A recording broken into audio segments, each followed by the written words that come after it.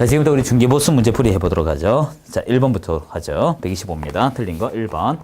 중개계약 체결 시 보수 지급에 관한 약정을 하지 않아도 개공의 중개행위 거래계약 체결되면 당연히 행사할 수 있다. 이게 상위보수 청구권 얘기죠. 상위보수 청구권에서 여러분이 기억할 것은 중개계약할 때 합의가 없더라도 중개 완성이 되면 받을 수 있고 그 법률적 근거는 3법의 총칙 일부에 있으며 상인의 지위로 받는다. 이게 핵심이에요. 2번. 보수 청구권 행사하기 위해서 개공의 중개행위와 중개완성 간의 인과관계가 있어야 되는데 하나 적어두시기 바랍니다. 이 인과관계는 상당 인과관계입니다. 상당. 이게 절대란 개념이 아니에요. 이게 무슨 뜻이냐면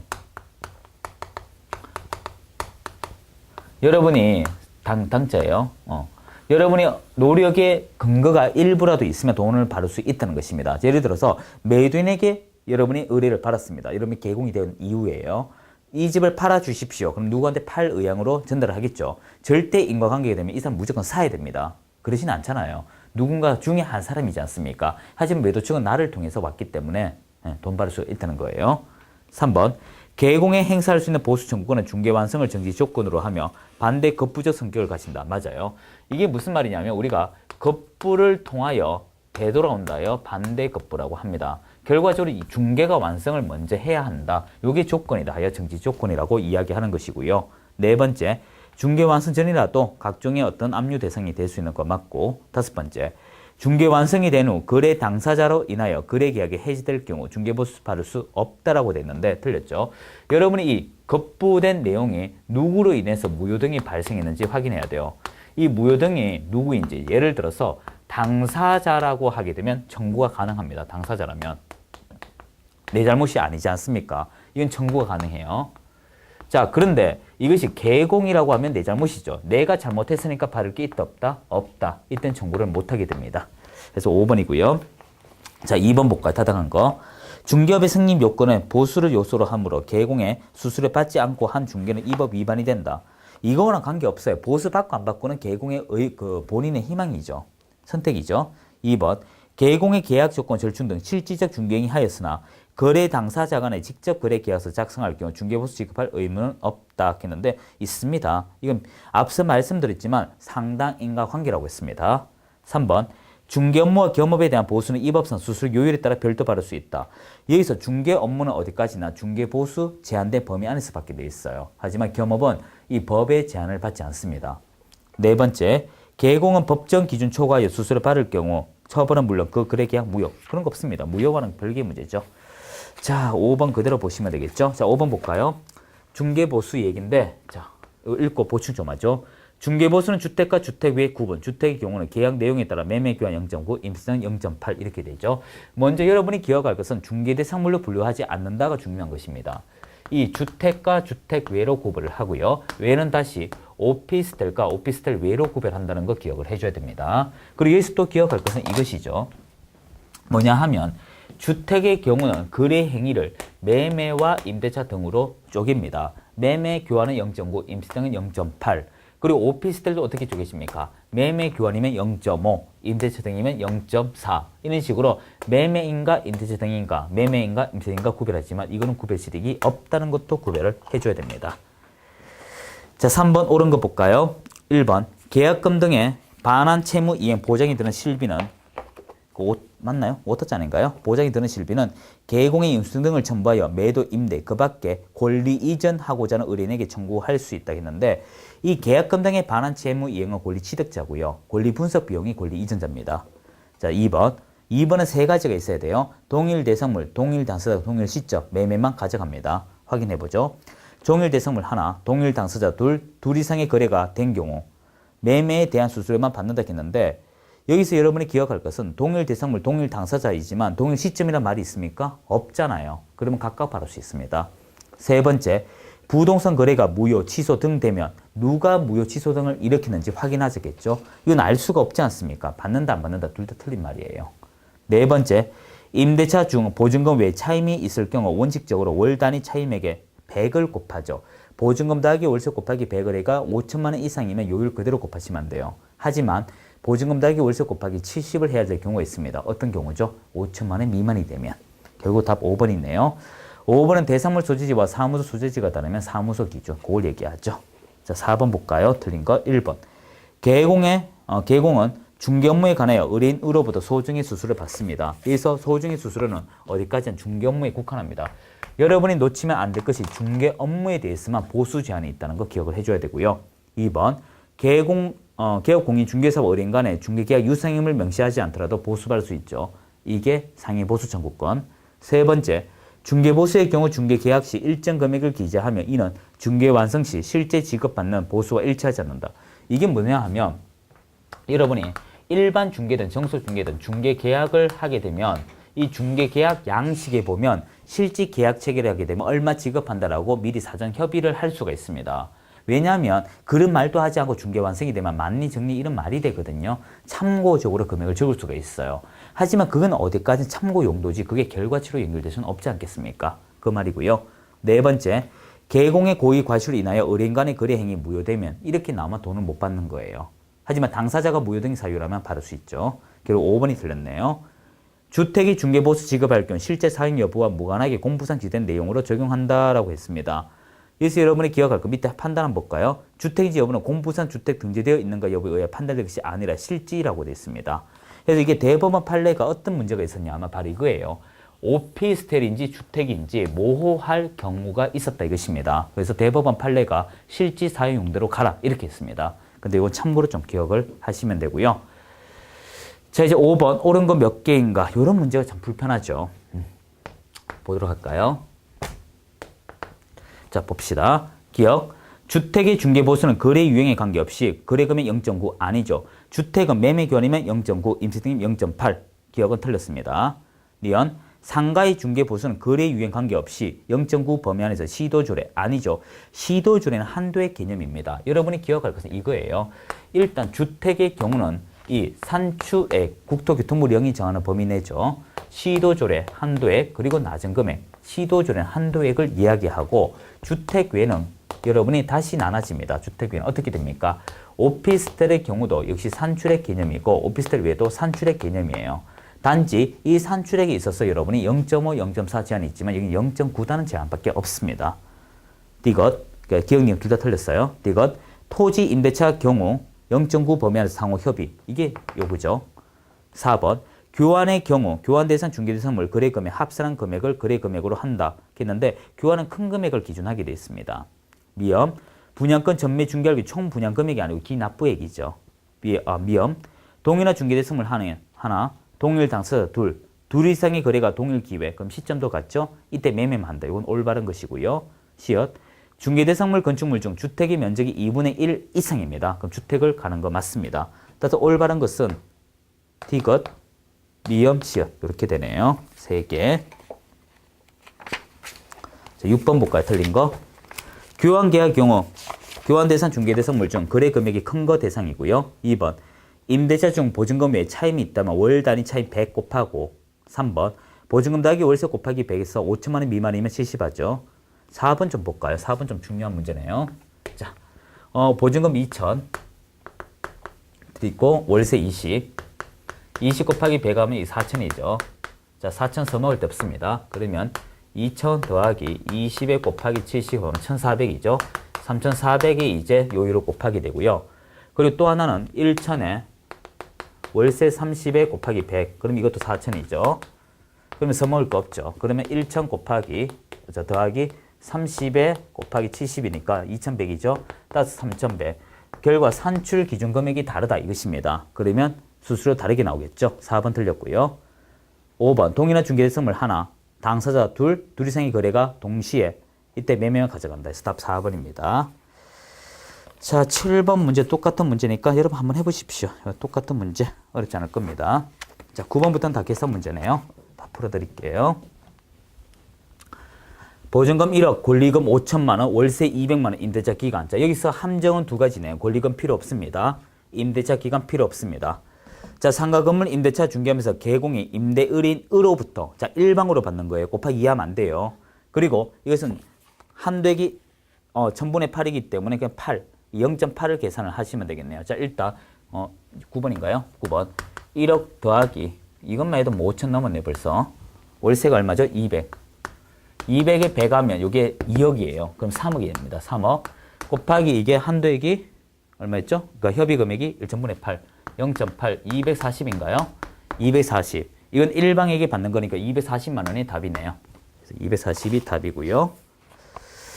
자, 10번 문제 보죠. 10번 문제는 개공이 다음과 같은 건축물 매매 계약 중개할 경우 당사자 쌍방입니다. 그러면 결과치 곱하기 2를 해야 돼요. 중개부 총액. 총액이라고 나오거나 쌍방이 나오거나 당사자 양방 이래 나오면 곱하기 2입니다. 자, 일단 총 면적이 300이에요. 300이고요. 자, 여기서 주택 면적이 얼마인지 봐요. 주택이 100, 주택 외가 200이죠. 그러면 주택이 100, 주택 외가 200이니까 주택 외로 가야 됩니다. 주택 외. 주택으로 계산하면 안 되네요. 자, 4억이죠. 4억. 4억이고 주택의 외 중개 수수료가 어떻게 되면 0.9죠. 0.9. 여기서 여러분이 기억할 게 이것입니다. 0.9인데 개시 요율하는 게 있네요. 이게 무슨 말이냐면 최대 0.9를 받으려고 하는데 내가 얼마를 개시했다? 0.7만 받겠다. 이걸 인정했는 거예요. 만약에 이게 개시 요율이 없으면 0.9가 됩니다. 개시는 내가 0.9까지인데 내가 얼마를 먹겠다? 스스로 포기한 거예요. 0.7. 그러면 4, 7, 28, 280인가요? 280이 곱하기 2하면 얼마죠? 560인가요? 산수를 제가 못해요. 560 이렇게 됩니다. 여기서 핵심은 개시 요율이 있다. 이게 중요한 거예요. 저 같으면 이 개시 요율을 그 순간 없애고 싶을 거예요. 없애면 얼마 더 받습니까? 49, 36, 360만 원을 곱하기 하면 720만 원. 720에 560 됐네요. 요거 할인하면서. 예, 스스로 개공이 포기한 거죠. 일종의 서비스 업체고 배포가 크신 분이네요. 자, 이제 11번 우리 분양권이죠. 자, 볼까요? 기납부액만 찾으면 돼요. 3억 아파트 분양받아 계약금 3천. 그리고 중도금 1천에 3천. 납부. 그런데 이 아파트 2천만 원 P, 2천 P. 그러면 6천 8천이네요. 8천이 거래금액, 매매금액입니다. 또 있나요? 분양권 전매했습니다. 이 분양권 매매 중개하였다면 받을 수 있는 중개보수 총액. 이것도 결과치 곱하기 2를 해야 돼요. 갈려 보세요. 5천만 원 이상 2억 미만에 0.5예요. 곱하기 0.5 하면 40만 원. 40만 곱하기 총액이니까 80이 답이네요. 자, 12번도 같은 문제네요. 자, 12번 좀 해볼까요?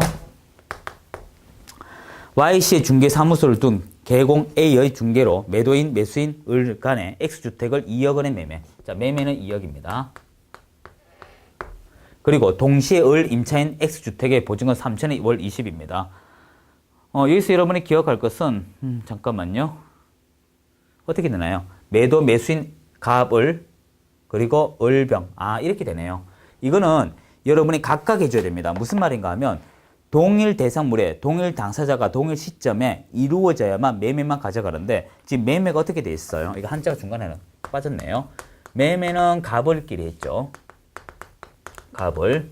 자, 그리고 여러분이 임대차는 어떻게 됐습니까? 임대차는 을병끼리 했어요. 대상자가 같습니까? 다릅니까? 다르죠. 그럼 각각 해야 된다 이것입니다. 이때 주택이 얼마였죠? 참고로 2억. 그럼 곱하기 요율이 어떻게 되죠? 2억 이상 6억 미만이기 때문에 0.4, 80이네요. 각각 80만 원 가져가고요.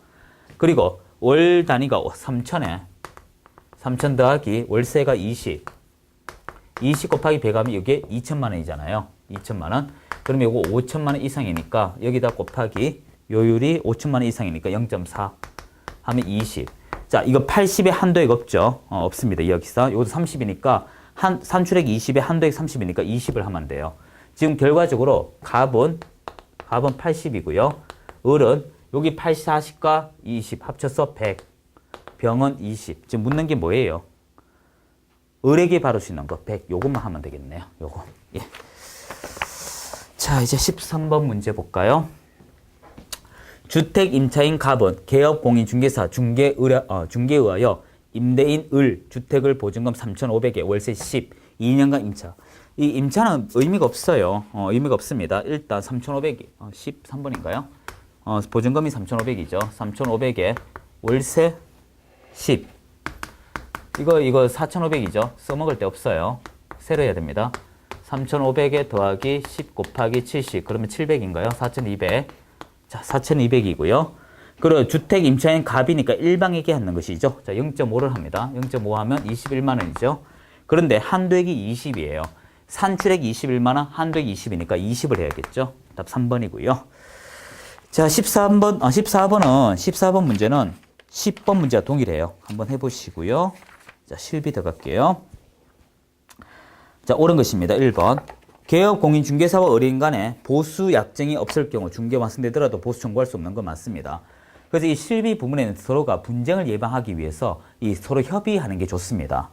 2번. 개공은 중개보수 이외에 실비를 받아도 금지행위에 해당하지 않는다 했는데 우리 한번 적어볼까요? 일단 1번은 받을 수 있어요. 청구할 수 없다 해서 틀렸습니다. 그거 일단 받기 어려운 것이지 받을 수 없는 건 아니에요. 그러니까 영수증 만들어라 이 말이고 1번 틀렸고 2번 다시 봐요. 2번에서 기억할 것은 금지행위에 해당하는지 아닌지 이걸 한번 봐요. 우리가 앞서 어떻게 했습니까? 중개 보수 등이라고 할 때는 이렇게 나눠진다 했어요. 중개 완성 무관한 거, 중개 완성이 되면 받는 걸 중개 보수라고 했어요. 그리고 중개 완성은 무관한 게 실비예요. 이렇게 받는 건 관계가 없습니다. 하지만 이렇게 받으면 문제돼요. 중개 보수 등 더하기 실비. 그러면 실비가 이 안에 포함되어 있잖아요. 그래서 중개 보수 이외 실비 받는 건 금지행위 아닌 거 맞아요. 이게 답이고 3번. 중개 보수와 실비 청구권 행사는 중개 완성되어야 한다. 청구권은 완성과 관계없고요. 4번. 개공의 중개로 성립된 거래 계약이 무효, 취소, 해지된 경우 개공의 중개보수 청구할 수 없는 게 아니고 있습니다. 여러분이 기억할 것은 개공이 잘못으로 계약이 깨져야만 못 받는 거예요. 여기 보면 누구로부터 무효된지도 알 수도 없네요. 1번에 4번은 꼭 기억하시면 돼요. 이 무효 등이 나오면 누구 잘못인지 밝혀야 돼요. 개공 잘못이라면 돈을 못 받고요. 개공 외면 받을 수 있어요. 이거 지금 누구 잘못인지 없지 않습니까? 받는다 안 받는다 둘 다 틀린 말이네요. 5번. 대상물 주택인 경우 중개대상물 소재지와 사무소 소재지가 서로 다르면 우린 사무소 기준이라고 했죠. 답 2번이고요. 자, 이게 마지막 문제네요. 2번 옳은 것입니다. 중개계약 체결 시 개공과 의뢰인 간에 보수 지급 간의 약정을 하여야 보수 청구권 발생. 아닙니다. 중개계약 합의 않더라도 중개 완성이 되면 상위 보수 청구권이 있어요. 2번. 중개 보수 청구권은 중개를 완성해 양도할 수 있으며 아니에요. 중개계약 체결 이거 자체로도 우리가 채권 행사를 할 수 있습니다. 세 번째. 중개를 완성해야 중개 보수 청구권 행사할 수 있으며 개업 공인중개사 귀책 사유로 거래계약 취소될 경우 그러하지 아니하다. 즉 못 받는다. 이게 올바른 법조문이고 이게 답이고 네 번째. 중개대상물 권리관계 등의 확인에 소요되는 실비는 권리관계는 권리 이전자예요. 지금 매수 임차는 권리 취득자죠. 이거 4번 잘 나온다 했습니다. 꼭 기억할 게 권리 취득자에게 받는 것은 계약금 등에 반한 채무 이행이고 권리 이전자한테 받는 것은 권리 이전 비용이에요. 구별하셔야 돼요. 자, 5번. 대상물 소재지와 사무 소재지 서로 다르면 사무소 소재지라고 했습니다. 답 3번이죠. 자, 협회 문제는 뒤에 우리가 묶어서 한 번에 하는 게 어떨까 싶습니다. 협회 9장 파트하고 19장은 따로 한번 수업을 하고요. 이제 몇 장 안 남았네요. 9장, 10장 한 강의, 나머지 한 강의 해서 2강 정도 내지 3강 하면 법령은 다 마치게 될 것 같아요. 그렇게 되고요. 여러분이 이 중개 실무 부분을 들어가기 전에 이제 앞으로 2-3강이면 법령 끝나잖아요. 이거 꼭 기억하셔야 돼요. 이건 저하고 약속이 어떻게 할 수가 없어요. 7월 달 되면 시험 발표가 나옵니다. 이제 시험 발표 기다리셔야 돼요. 시험 발표 전까지는 이 귀를 닫으셔야 돼요. 닫으셔야 됩니다. 제가 마지막 강의 때 다시 이게 OT 형식으로 정리해 드리겠지만 일단 귀를 닫으시고요. 지금 법 개정에 민감할 필요 없습니다. 왜냐하면 7월 달 되면 언제 기준이라고 나와 있어요. 그때 되면 이제 법조문 다 뒤져봐야 돼요. 그리고 여러분이 법조문 한두 개 바뀌었다 해가지고 그것이 기출 나올까? 그건 의문입니다. 혼란주기 때문에 그렇게 안 나오는 쪽이에요. 그것도 감안을 하셔야 돼요. 그리고 이제 마지막으로 이야기 드릴 것은 실무 수업 들어가기 전에 기출문제 꼭 푸셔야 돼요. 왜냐하면 실무는 기출문제와 거의 대동소이하게 흡사하게 나옵니다. 미리 말씀을 드릴게요. 그거 놓치면 안 돼요. 그래서 법령은 이제 앞으로 2-3강이면 거의 전량의 70%를 다 마치니까 그런 것도 이해를 좀 하셔야 됩니다. 이제 인사드리도록 하죠. 수고하셨습니다.